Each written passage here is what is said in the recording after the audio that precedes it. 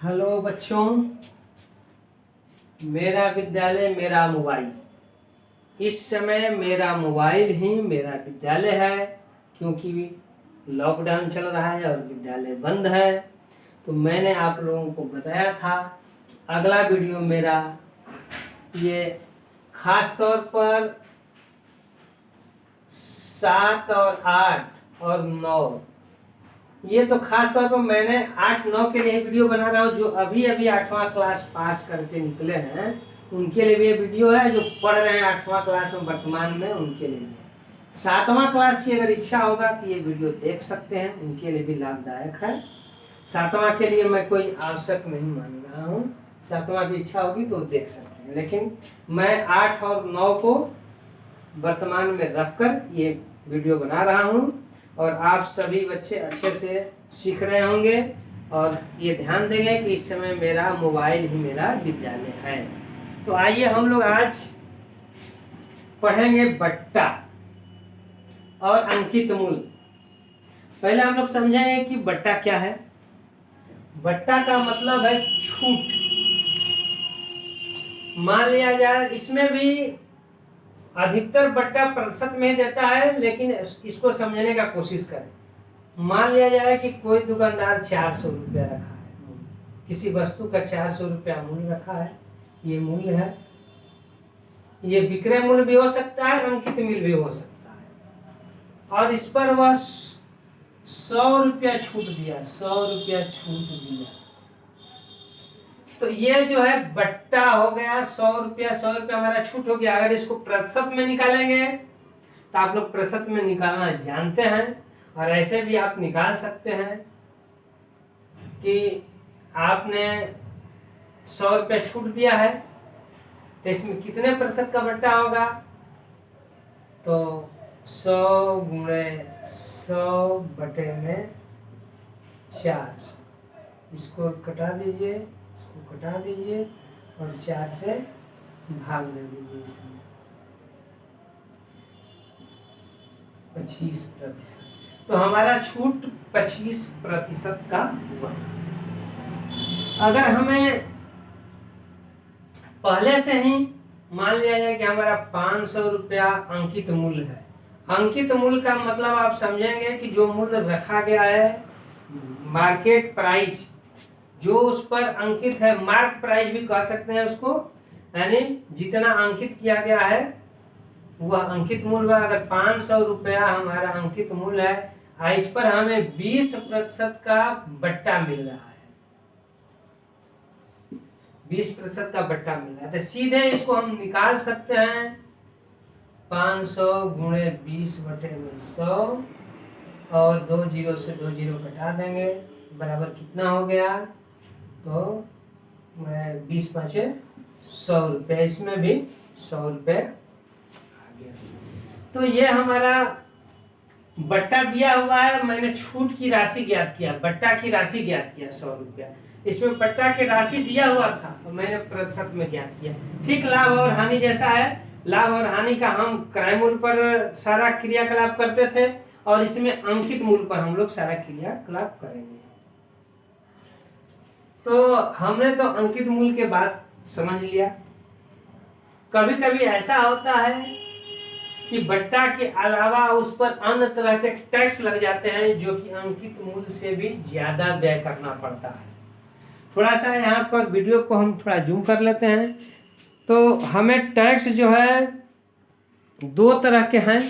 पहले टैक्स जो दिया जाता था वैट के नाम से था, जिसे VAT, वैल्यू एडेड टैक्स, इसको हिंदी में कहते हैं मूल्य वर्धित मूल्य वर्धित टैक्स अथवा कर। यह भी टैक्स ही है, कर है। यह भी GST, good and services tax. Good का मतलब होता है वस्तु, सर्विस माने सेवा। इसको लिखा जा सकता है हिंदी में वस्तु एवं सेवा कर। ज्यादा हम लोग इसका अंग्रेजी प्रयोग करते हैं, हिंदी में बहुत बच्चे कम जानते हैं। इस वस्तु को हम लोग जानेंगे GST, good and services tax. इसको वस्तु एवं सेवा कर, अगर हिंदी में हम लिखेंगे तो ब पहला लिख देंगे, ब सेक के भी नाम से हिंदी में जानते हैं, लेकिन इसे कोई लिखना जरूरी नहीं है, इसको समझना जरूरी नहीं है। समझिए कि जीएसटी एक तरह का टैक्स है, वैट भी एक तरह का टैक्स है। 8वां क्लास में वैट को ही पढ़ना है, क्योंकि उस समय जीएसटी नहीं था, किताब में वैट ही छपा हुआ है। तो वैट हो रहे या जीएसटी रहे, दोनों एक ही तरीके से निकलेंगे। तो हमें जान लेना होगा कि पहले वैट चल रहा था, वही किताब में दिया, अब जीएसटी आ गया है। तो जीएसटी भी एक तरह का टैक्स है। तो टैक्स में हमें अंकित मूल्य से कुछ अधिक पैसा देना पड़ता है, और बट्टा में, छूट में हमें अंकित मूल्य से कम पैसा देना पड़ता है। तो इसी तरह से हम लोग एक सवाल और बट्टा का हम लोग बना लें। मान लिया जाए कि हमें 600 रुपया किसी वस्तु का मूल्य है। मान लिया जाए कि हमने 600 रुपये की किताब खरीदा और दुकानदार ने हमें 15% का बट्टा दिया। तो इसका मतलब हुआ कि हमें 100 रुपया में 15 रुपए का छूट दे दिया। तो ये इसको निकाल सकते हैं, प्रतिशत निकालना हम लोग जानते हैं। 600 गुणे 15 बटे में 100, 2 जीरो से 2 जीरो कटा देंगे, 15 छक्के 90 रुपया जो है हमारा ये छूट मिल गया है। अगर हमें छूट दिया रहे पहले से, मान लिया जाए कि हमें छूट दे दिया हो, 1000 की वस्तु है, 1000 की वस्तु है, इस पर हमें 200 रुपए का छूट मिला हुआ है। तो 200 रुपए का हमें छूट मिला हुआ है, तो इस पर हमें बट्टा कितना मिला, तो हमने बताया था, और पहले बट्टा का राशि निकालना हम लोग जानते हैं। जितना है छूट मिला है उसको ऊपर लिख देंगे, नीचे 1000 और गुणे 100 से गुणा कर देंगे। प्रतिशत में बदलने के लिए 100 से गुणा किया जाता है।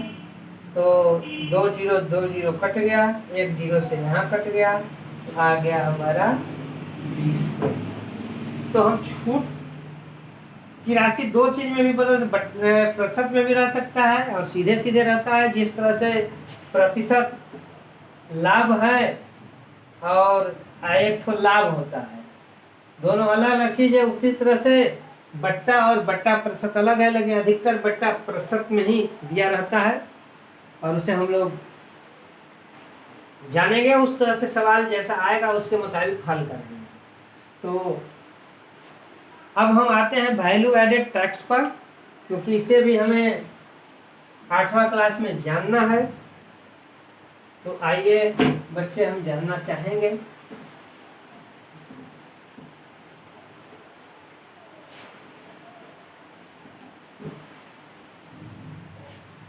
ब्लैक बोर्ड छोटा है, पहले से लिखे रहने पर कम समय लगता है और हम लोग जल्दी वीडियो बना लेते हैं।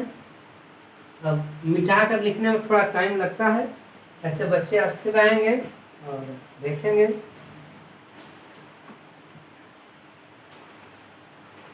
तो हम इसी पर चलते हैं। अब अगर हमारा अंकित मूल्य आ रहा है, अंकित मूल्य 400 रुपया है और हमें टैक्स देना है सरकार को, चाहे किसी को। टैक्स तो अधिकतर सरकार के पास ही जाता है, भले दुकानदार उस समय ले लेता है। और इस पर हमें मान लीजिए कि इस समय जीएसटी 9% चल रहा है, जो स्टेट का जीएसटी भी 9% है लगभग, और 9% सेंट्रल जीएसटी है। कुल मिला के 18% जीएसटी लग रहा है लगभग। कुछ वस्तुओं में अलग अलग प्रकार का टैक्स है, और वैट में भी उसी तरह का टैक्स था। तो हम मान लीजिए कि अगर 18% का हमें अगर टैक्स देना हो, तो 400 पर 400 गुणे 18%, 18 बटे में 100, 1 जीरो, दोनों जीरो है, दोनों कटा देंगे, तो 18 चौके 72 रुपया।